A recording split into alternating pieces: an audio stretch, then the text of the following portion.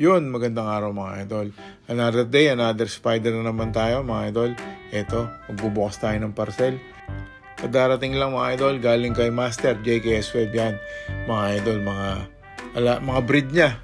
Binigyan niya tayo pinadala niya tayo ng mga breed niya na ibang klase ng gagamba mga idol. Ibang species ng mga gagamba. Kung saan niya nakikita niyo parati ito. Ako ngayon lang mga idol makakahipo nito ng ganitong klase ng gagamba. At eto na mga idol, dahan-dahan syempre baka maipit. Ganyan tayo humawak ng gagamba. Sobrang maingat mga idol para naman maiwasan yung pagka-ipit kung sakali. Pero hindi naman siya maipit dahil ang ganda. Naka-tissue siya tapos nasa maluwang mga idol. Yun mga idol, ang gagambang to ay Qatar G. Yan mga idol, kay JKS lang meron yan, kay Master. Ito yata yung kulay mais. Sabi niya 3 kulay yung ibibigay niya sa atin eh. Pero ito yung isa mga idol. Hindi ko alam kung ito yung mais o yung semi-rare na tinatawag. Meron siyang sinabi kasi 3 kategorya, 3 kulay mga idol. Pero ito ang ganda. Para din pala yung gagambang natin, DRBG, walang pinagkaiba yung pata. Naiba lang syempre yung pattern sa likod at saka yung konting-konting korte ng likod.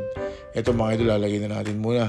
Dito sa pansamantala niyang lagayan mga idol, maobliga akong gawan to ng lalagyan nila. 3 butas.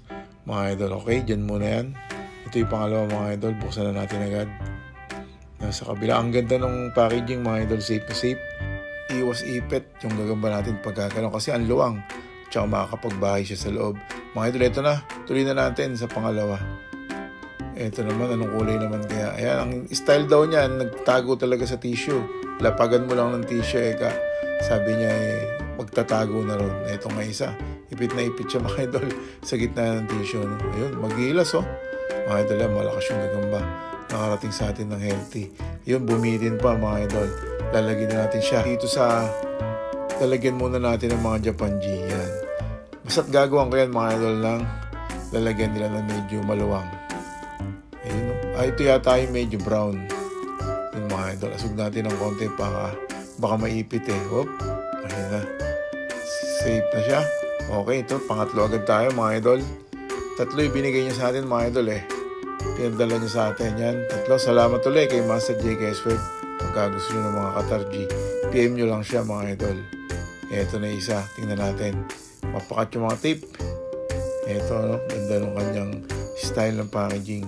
Ito na. Nakabilot na naman siguro sa daan. Ay, hindi. Ito na.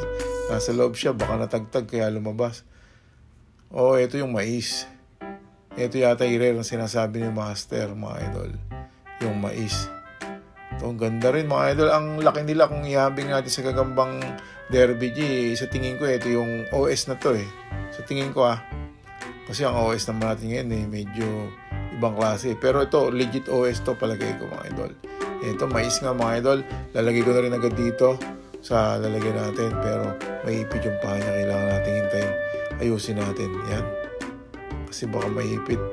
Pag natanggalan ng dulong-dulong pa yan, sira na nun. Nagulat yata mga idol yun. Ako, kawawa naman. Nagkauntog-untog doon sa paligid. Yun mga idol, ito yung 3, no? Yung medyo black yata yung tawag niya dyan. Tapos ang brown. Tapos ito nga yung mais, yung transparent. Gaganda mga idol. Yun. Next na video, gagawin natin to ng malaking lalagyan. Tapos lilipat natin, i-rehouse natin.